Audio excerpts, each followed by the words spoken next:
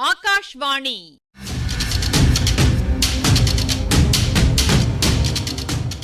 பொன்னியின் செல்வங்கள் வாசிப்பும் ஆய்வும்.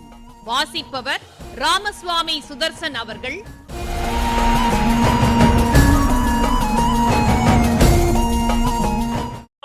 மகாராஜாதிராஜ ராஜகம்பீர ராஜமார்த்தாண்ட ராஜகுலோத்துங்க ராஜகுல திலக ஈரேழு 14 லோகத்தின் அதிபதி பாரா.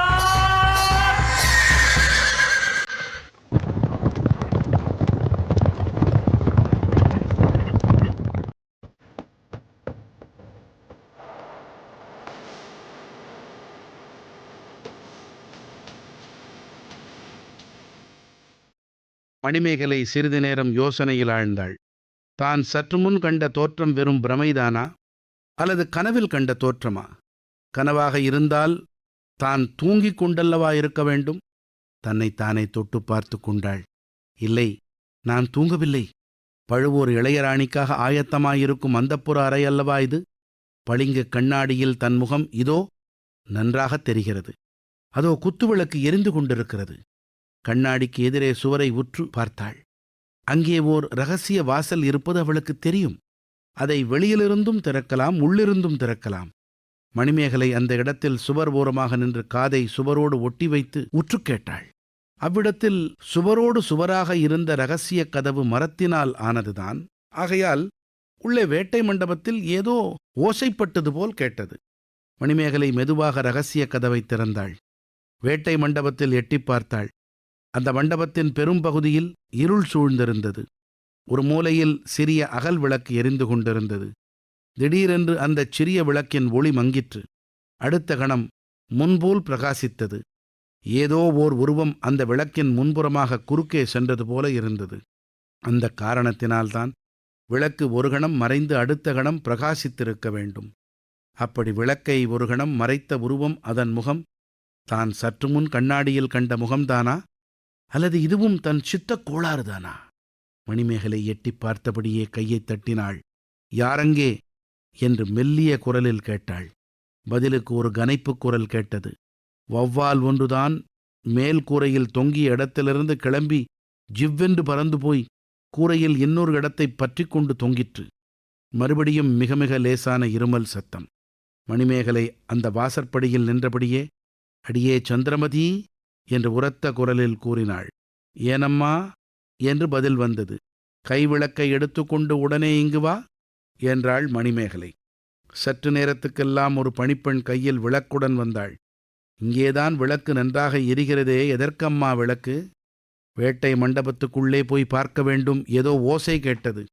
வௌவால் இறகை அடித்து கொண்டிருக்கும் அம்மா, வேறு என்ன இருக்கப் போகிறது? இல்லையடி, சற்று முன் இந்த பளிங்கு கண்ணாடியில் பார்த்து கொண்டிருந்தேன். திடீரென்று என் முகத்துக்கு பக்கத்தில் இன்னொரு முகம் தெரிந்ததடி. அந்த முகம் எப்படி இருந்தது? மன்மதன் முகம் போல இருந்ததா, அர்ஜுனன் முகம் போல இருந்ததா என்று கூறிவிட்டு பணிப்பெண் சிரித்தாள். என்னடி சந்திரமதி, பரிகாசமா செய்கிறாய்? இல்லை அம்மா, இல்லை. நீங்கள் அடிக்கடி கனவில் காண்பதாகச் சொன்னீர்களே, அவர்தான் இப்போது கண்ணாடியில் தோன்றினாரோ? ஆமாண்டி சந்திரமதி, ஆனால் ரொம்ப ரொம்ப நிஜம் போல இருந்தது. எல்லா பெண்களுக்கும் இப்படித்தான் ஒரு சமயம் சித்தப்பிரமை பிடிக்கும். உங்களுக்கும் இன்னும் 2 நாள் தான் இப்படி இருக்கும். நாளைக்கு காஞ்சியிலிருந்து வரும் இளவரசரை பார்த்து விட்டீர்களானால் அந்த பழைய முகம் அடியோடு மறந்து போய்விடும். அது இருக்கட்டும்டி, இப்போது இந்த வேட்டை மண்டபத்துக்குள் போய் பார்க்கலாம் வா. வீண் வேலையம்மா, வேட்டை மண்டபத்தில் ஒரே தூசியும் துப்புமாக இருக்கும். சேலை வீணாய்ப் போய்விடும். போனால் போகட்டுமடி. இருமலும் தும்மலும் வரும் நாளைக்கு எல்லோரும் வரும் சமயத்தில் சும்மா வரட்டும். வேட்டை மண்டபத்தை இப்போது சோதித்து பார்த்தே ஆக வேண்டும். விளக்கை அசைத்து அணையாமல் எடுத்து வா. இவ்விதம் கூறிக்கொண்டே மணிமேகலை வேட்டை மண்டபத்துள் பிரவேசித்தாள். தோழியும் விளக்குடன் அவளை தொடர்ந்து வந்தாள். இருவரும் சுற்றி பார்த்து கொண்டே வந்தார்கள்.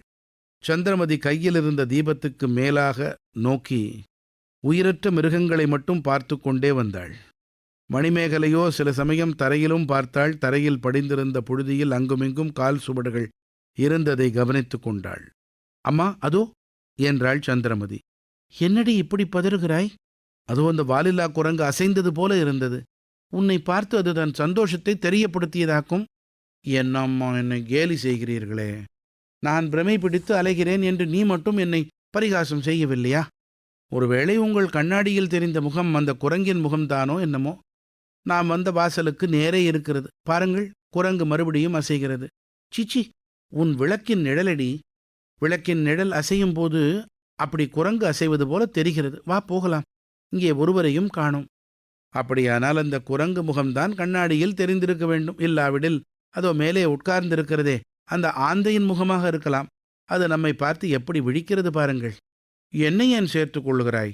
உன் அழகை பார்த்து சொக்கிப் போய்த்தான் அந்த ஆந்தை அப்படி கண்குட்டாமல் பார்க்கிறது. பின்னே தங்களை கண்ணாடியில் எட்டி பார்த்த முகம் யாருடைய முகமாயிருக்கும்? அடியே, எனக்குத்தான் சித்தப்பிரமை என்று நீ முடிவு கட்டிவிட்டாயே. என் கனவில் அடிக்கடி தோன்றும் முகம் கண்ணாடியிலும் தோன்றியிருக்கலாம்.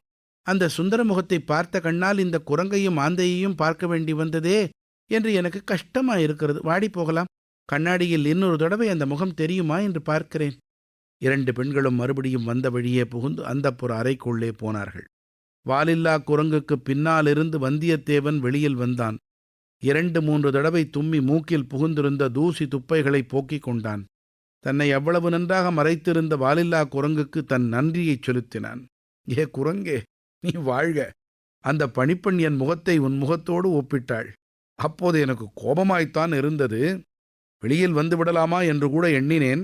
நல்ல வேளையாக போயிற்று. மனத்தை அடக்கிக் கொண்டேன். நீ மட்டும் இங்கே ஆள் உயரத்துக்கு நின்றிராவிட்டால் என் கதி என்ன ஆயிருக்கும்? அந்த பெண்களிடம் அகப்பட்டு கொண்டிருப்பேன். குரங்கே, நீ நன்றாயிருக்க வேணும்.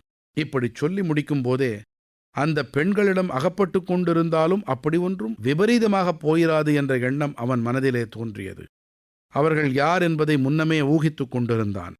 அவர்கள் பேசிய வார்த்தைகள் யாவும் அவன் காதில் நன்றாய் விழுந்தன.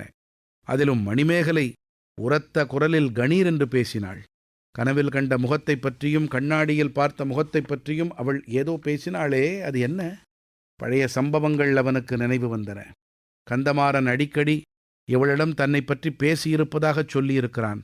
முந்தடவை இந்த மாளிகைக்கு வந்திருந்தபோது அவளை அரைகுறையாக பார்த்துச் சென்றதும், கந்தமாறன் அவளை வேறு பெரிய இடத்தில் மணம் செய்து கொடுக்கப் போவதாய்ச் சொன்னதும் ஞாபகத்துக்கு வந்தன.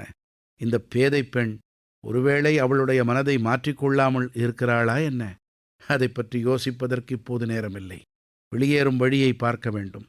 யானை தந்த பிடியுள்ள வழி அந்த புறத்துக்குள் போகிறது. ஆகையால் அது தனக்கு பயன்படாது. தான் வந்த வழியைத்தான் தேடி பிடிக்க வேண்டும். இரகசிய வழிகளின் கதவுகளை உள்ளே இருந்து திறப்பதற்கும் வெளியிலிருந்து திறப்பதற்கும் வெவ்வேறு முறைகள் உண்டு என்பது அவனுக்கு தெரிந்ததே. திறப்பது எப்படி என்று கஷ்டப்பட்டு கண்டுபிடிக்கலாம். ஆனால் இரகசிய வழி எங்கே இருக்கிறது என்று தெரிந்தாலல்லவா திறப்பதற்கு வழி கண்டுபிடிக்கலாம். சுவரை எவ்வளவு உற்று உற்று பார்த்தாலும் ஒன்றும் தெரியவில்லை. வெளிச்சமும் போதவில்லை. தான் புகுந்த இடத்துக்கு பக்கத்தில் முதலை ஒன்று கிடந்தது இப்போது அவன் நினைவுக்கு வந்தது. அங்கே போய் அருகிலுள்ள சுவர் பகுதியிலெல்லாம் தடவி பார்த்தால் ஒருவேளை வெளியேறும் வழி புலப்படலாம். இவ்வாறு நினைத்து முதலைக்கு அருகில் சென்று சுற்றுப்பக்கத்துச் சுவரையெல்லாம் தடவி தடவி பார்த்தான். ஒன்றும் பயன்படவில்லை. நேரமாக ஆக கவலை அதிகரித்து வந்தது. இது என்ன தொல்லை? நன்றாக இந்த சிறைச்சாலையில் அகப்பட்டு கொண்டோமே. கடவுளே, அந்த புறத்துக்குள் புகுவதைத் தவிர வேறு வழியில்லை போலிருக்கிறதே. அப்படி அந்த புறத்துக்குள் புகுந்தால் அதில் எத்தனை அபாயங்கள்! ஒருவேளை மணிமேகலை தன்னிடம் அனுதாபம் காட்டலாம். ஆயினும் தான் அவளிடம் இங்கே இப்படி ரகசியமாக வந்ததற்கு என்ன காரணம் சொல்வது? உன்னிடம் கொண்ட காதலினால் வந்தேன் என்று சொல்லலாமா? அது எவ்வளவு கொடூரமான பொய்யாயிருக்கும். துணிந்து அத்தகைய பொய் சொன்னாலும் அவள் நம்புவாளா? மணிமேகலை மட்டும் தனியாயிருப்பாள் என்பது என்ன நிச்சயம்? மற்ற பெண் பிள்ளைகளுக்கிடையில் அகப்பட்டு கொண்டால், சம்புவரையர் அறிந்தால் கட்டாயம் தன்னை கொன்றே போடுவார். மறுபடியும் வந்தியத்தேவனுடைய கவனம் தரையில் கிடந்த முதலையின் மீது சென்றது. அதன் பேரில் அவனுக்கு கோபமும் வந்தது. முதலையே, எதற்காக இப்படி வாயை பிளந்து கொண்டே இருக்கிறாய் என்று சொல்லிக்கொண்டே அதை ஓங்கி ஒரு உதை விட்டான். உதைத்தபோது முதலை கொஞ்சம் நகர்ந்தது. அதே சமயத்தில் சுவர் ஓரமாக தரையில் ஒரு சிறிய பிளவு தெரிந்தது. ஆஹா, நீதான் வழியை அடைத்துக் கொண்டிருக்கிறாய், முட்டாள் முதலையே! முன்னாலேயே சொல்வதற்கென்ன என்று சொல்லிக்கொண்டே வந்தியத்தேவன் குனிந்து முதலையை பிடித்து நகர்த்தினான். முதலை நகர நகர சுவர் ஓரத்தில் துவாரம் பெரிதாகி வந்தது. கீழே படிகளும் தெரிந்தன. இப்பகுதியின் ஆய்வினை வழங்குகிறார் ஐங்கரன் அவர்கள். வேட்ட மண்டபத்துல ஏதோ ஓசை கேட்குது. வானதியா இருந்தா அக்கா அக்கான்னு கத்திக்கிட்டு குந்தவை கிட்ட ஓடி இருப்பா.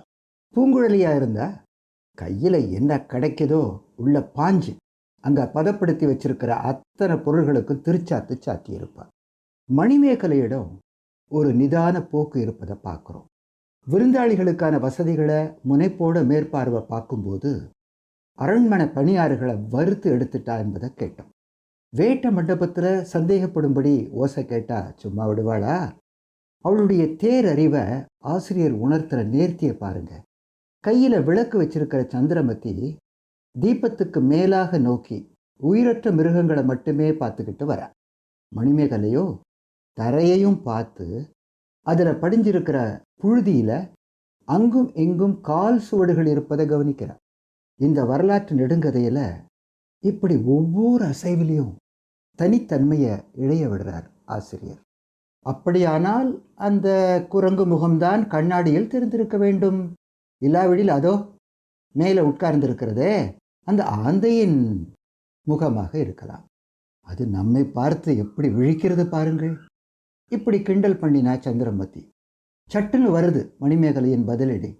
என்னை ஏன் சேர்த்துக் கொள்கிறாய்? உன் அழகை பார்த்து சொக்கி போய்த்தான் அந்த ஆந்தை அப்படி கண்கொட்டாமல் பார்க்கிறது. நேர்களே, இலங்கையில் மகாசேன சக்கரவர்த்தியின் அரண்மனையில் நம்மை போன்ற சாதாரண மனிதர்களை பார்த்துவிட்டு இந்த நிலா கிரணங்கள் ஏமாற்றம் அடையும்னு அருள்மொழிவர்மர் சொன்னதும் பளிச்சுன்னு வந்தியத்தேவன் போட்ட போடு நினைவிருக்கும். ஐயா, தங்களையும் இந்த வைஷ்ணவரையும் பற்றி நீங்கள் எது வேண்டுமானாலும் சொல்லிக்கொள்ளுங்கள். என்னை மட்டும் சாதாரண மனிதன் என்று சொல்ல வேண்டாம். நல்லது. தன்னை நல்லா மறைச்சிருந்த குரங்கை வாழ்த்தினவன் சற்று முன்னால நாரும் உமியும் அடைச்ச அந்த யானையை வாயார திட்டினான். வெளியேறுவதற்கான வழியை அடைச்சிக்கிட்டு இருந்த முதலை அன்னைக்கு அரிசிலாற்றங்கரை முதலையை நினைவூட்டிச்சு போகும். அதுவும் இவனோட வசப்பாட்டுக்கு அசையல்ல. இதில் எதுக்குத்தான் தெரியும் இவன் சாதாரண மனுஷன் இல்லைன்னு. தூசி தும்பு இரட்டை சொற்கள். காற்றுல பறக்கும் நுண்ணிய துகள்கள், புழுதி இவற்றையெல்லாம் குறிப்பது தூசி. தும்பு, துப்பை இதெல்லாம் நார் போன்ற கழிவுகள், குப்பை, சக்கை, ஒட்டடை இதையெல்லாம் குறிக்கும். தூசி தும்பு, தூசி துப்பை இவை ஒன்றுக்கொன்று தொடர்புடையன. இணைமொழி அல்லது இரட்டை கிளவி. சொக்குதல், அடிமையாவது, குறிப்பாக அழகுக்கு மயங்குவது, வசப்படுவது. சொக்கர், எல்லையில்லாத அழகர், மதுரை சொக்கநாதர். சொக்கன் ஆண்பால், சொக்கி பெண்பால். அடுத்த பகுதியில் சந்திப்போம் நேயர்களே.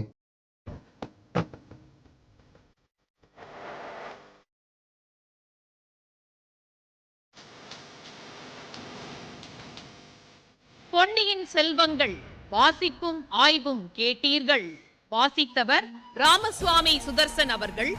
ஆய்வினை வழங்கியவர் ஐங்கரன் அவர்கள். படைப்பு சென்னை வானொலி நிலையம்.